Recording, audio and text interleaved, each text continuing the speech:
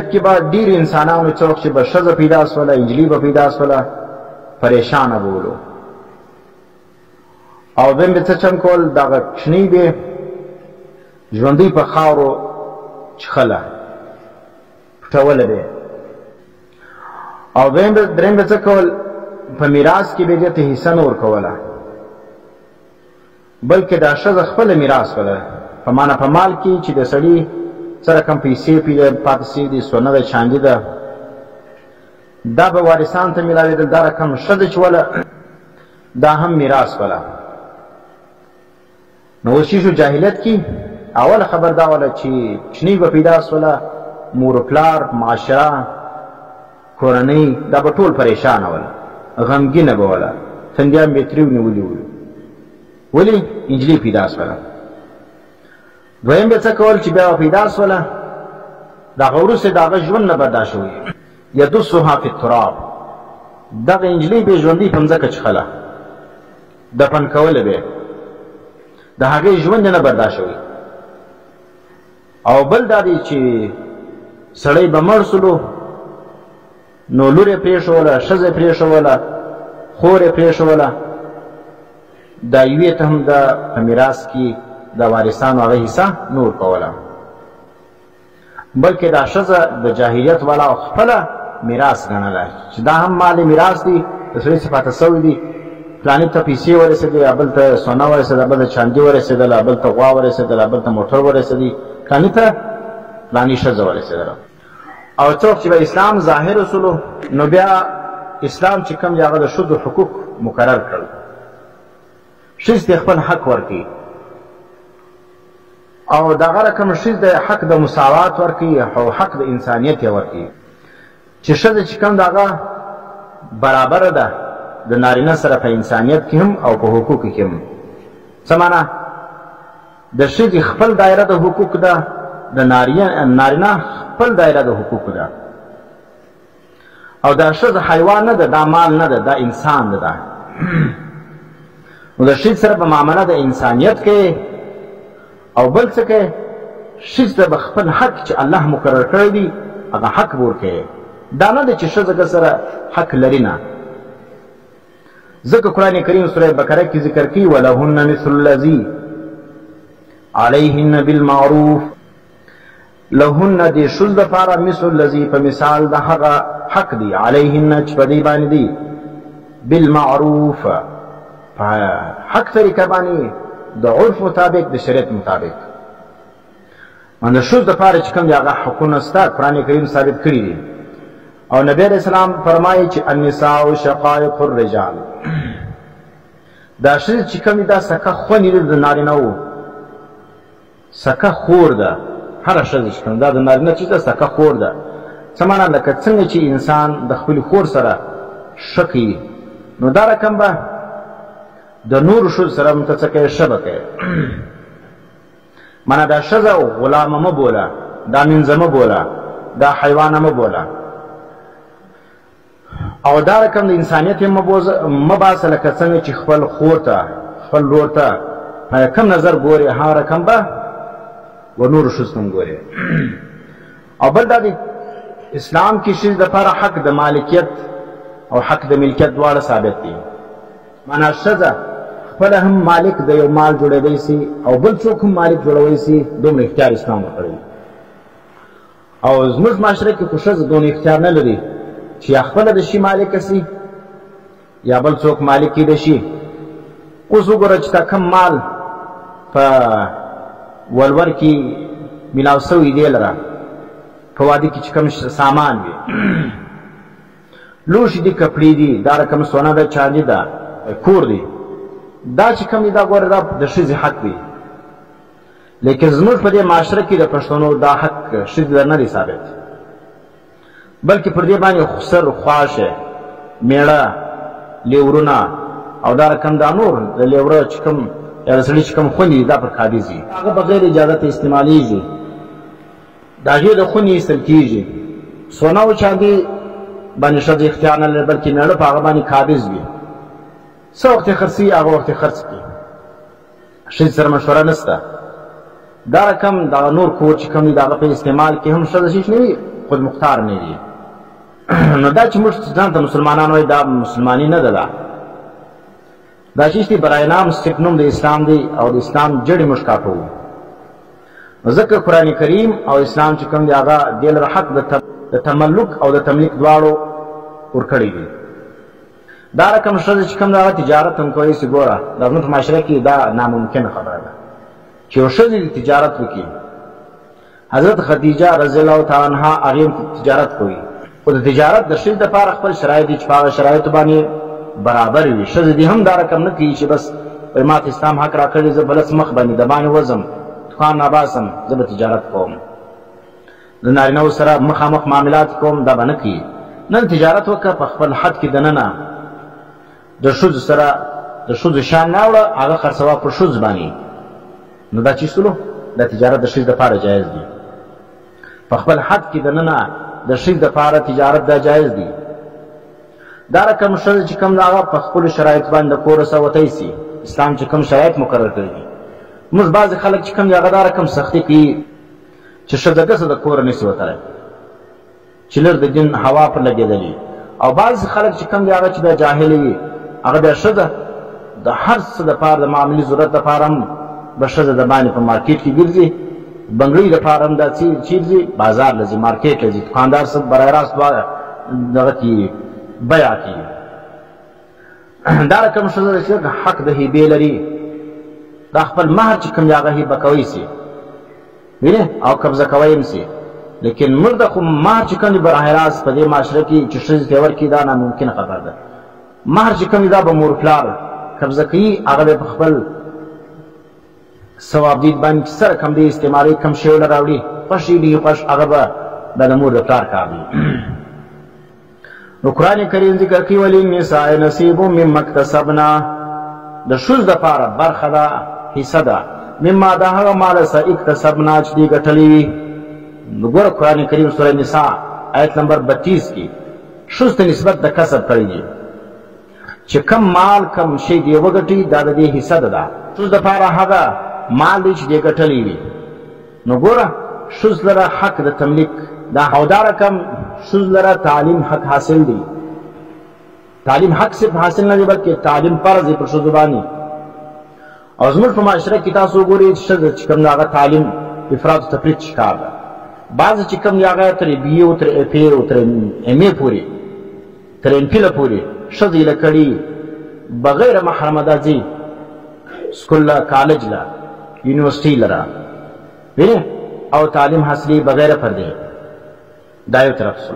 دویم طرف ته بیا دومره قدر تفریط دی چې خلک څه کوي قرآن خالي په عزت یعنې پاره چې موږ ورته وایو دغه حروف تهجي او قرآن چې زده کړي بس نور تعلیم د ښځې دپاره نشته. نه د ښځې دپاره تعلیم شته، نه دا رقم چې هغه جاهلان کوي چې بغیر پردې تر MPhil پورې له کړي، نه د هغه ظاهري دیندارو دپاره رقم چې بس دوه کتابه یو کتاب په ووایي یا قرآن خالي په ووایي لمونځ پې زده کړي بس نور تعلیم نشته. نو د ښځې دغه مسایل به دا چیرې زده کړي؟ د حیض و د نفاس، د طهارت مسایل، د کوچنیانو د تربیت مسایل، د سړي د حق مسایل، د مور د پلار د حقوق مسایل، د ورونو د حقوق مسایل،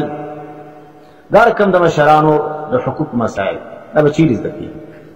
نو دا چې تا نه یې پې زده کړي بیا به ښځه چې کوم د هغه نافرمانه ده. نو ځکه اسلام چې کوم یې ترغیب ورکړی دی ښځې لره د علم او د تفقه چې علم به هم حاصلي او فقاهت فی الدین به هم حاصلوي. روایت راځي متفق علیه دی بخاري و مسلم کې نبی علیہ السلام د انصارو د ښځو صفت بیان کړی دی. فرمایي نعم النساء نساء الانصار، ډېرې ښه ښځې په ښځو کې دا د انصارو ښځې دي. لم یمنعهن الحیاء ان یتفقهن فی الدین، حیا دی منع نه کوي د دې څخه چې د تفقه پوهي په دین کې حاصله کړي. معنی د دین پوهي چې کوم ده دا دی حاصله کړه لیکن حایل نه سوله. ځکه عام طور په ښځو کې حیا وي هغه څه کوي د دین مسایل چې کوم دي هغه د حیض او د نفاس دا مسایل څه دي چا څه پوښتنه نه بس که حلال وي که حرام وي بس هغه رقم لګیا وي په خپل طبیعت باندې په دا نه پوهېږي چې لمونځ صحیح کېږي که نه صحیح که نسی کیږي بس په هغه حالت کې بس لمونځ کوي. دا نور معنی جو صفا یم که نه یم صفا، غسل وکم که نه وکم، دا طریقه نه در معلومه. نو ځکه عام طور د شیشه زموږ معاشره کې ښځې د حیض او د نفاس د طهارت مسائل نه دي معلوم، او بیا د شرم هم کوي. نو ځکه اکثر لمونځونه دا بیا په غیر طهارت کې کوي، یا صفا وي غسل نه کوي او لمونځ قضا کوي، وایي څلوېښتي نه ده وتلی. ځکه عام طور زموږ په معاشره کې دا چې ښځه شنې پیدا سي بیا 40 شپې دا پرته وي، وایي ولې 40 نه ده وتلی. نو 40 خو د 40 شپو سره کار نه لري چې څه وخت د ښځې وینه ودرېدله بس بیا به دا څه کوي، غسل به کوي. که پر 10مه ودرېده، 15مه ودرېده، پر 20مه باندې ودرېدله ښځه به غسل کوي. د حیض هم دغه رقم مسایل دي چې د چا مدت 15 شپې، چا 6 شپې، چا 4 شپې، هغه وینه چې بیا ودرېدله بیا به ښځه غسل کوي. لیکن مشرسي ناست دي وایي 40 نه ده پوره سوې، پلانې ټیم نه دي پوره سوې، لږ شپې نه دي پوره سوې، زه غسل نه کوم. نو دا چې سلو دغه مسایل چې کوم دي دا د ښځو د زده کېدو ده، دا نارینه کار نه دی، دا نارینه نشي کولی. ښځه به برای راست خپله دا مسایل زده کوي. ځکه نبي علیه السلام د ښځې صفت بیان کړی دی: نعم النساء نساء الانصار لم یمنعهن الحیاء ان یتفقهن فی الدین. ښځو هغه د انصارو ښځې ولې چې نه کې منع دی حیا د فقه فی الدین څخه. او دا رقم ښځې دپاره حق د میراث هم ثابت کړی دی چې ښځه چې کوم ده په مال کې د مړي په مال کې چې لري حق لري، میراث دی بقاعده دا حق لري. سورة نساء کې ذکر کړي وللنساء نصیب مما ترک الوالدان والاقربون. د ښځو دپاره حصه ده د هغه مال څخه چې مور پلار یې پرېږدي. د مور پلار په مال کې ښځې لره حصه شته، والاقربون دا رقم قریبانو په مال کې هم چا لره حصه شته، ښځې له شته. او دا چې کوم دي دا ګوره دا خلک چې کوم دي دا عام طور د مور پلار په مال کې لور ته حصه نه ورکوي. چې د مور پلار په مال کې حصه نه ورکوي نو چې نور قریبان بیا مړه سي د هغو په مال کې خو په طریقې اولا زموږ په معاشره کې خلک حصه نه ورکوي. ډېر کم شاذ و نادر انسانان چې کوم دي هغه ښځې ته حق ورکوي.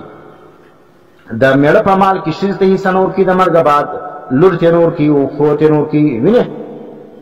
دا چې دا قرآن چې دی هغه دا حصې چې کوم دی هغه ښځې ته مقرر کړي دي. دا رقم ښځې له اسلام چې کوم دی حق د شهادت ورکړی دی، ګواهي ورکوی سي.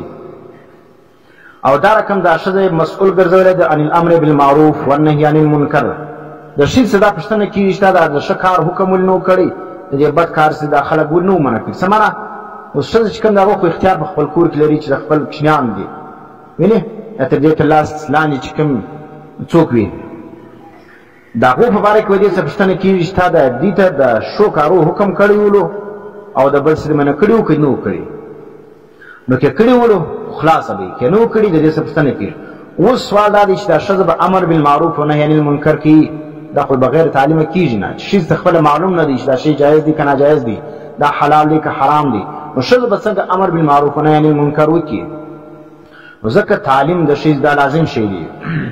دا رقم تربیت د اولاد د ښځې پر ذمه باندې دي. ښځه به تربیت د اولاد کوي، اولاد ته به ښو بد وښي، حلال و حرام وښي. دا به هغه وخت ممکن وي چې ښځې خپله تعلیم کړی وي. او ښځې چې تعلیم نه یې کړی او بیا ته ګیله کوې د ښځې څخه چې تا د حلال و حرام ولې نه وروښوي،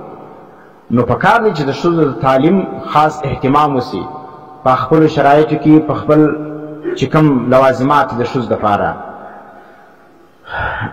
بلکې ښځې ته قرآن کریم او حدیثو دومره غټ مقام ورکړی دی چې نبی علیه السلام وایي دا جنت چې کوم دی د مندو تر پښو لاندې دی. اسلام جنت د ښځې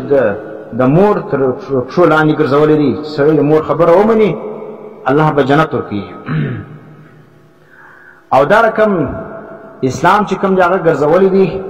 خیروالی په هغه چا کې چې هغه د خپل کور والاو سره ښه کوي. نبی علیه السلام فرمایي خیرکم خیرکم لاهله، غوره په تاسو کې تر ګوډ ښه هغه څوک دی چې هغه شوي د خپل کور والا سره.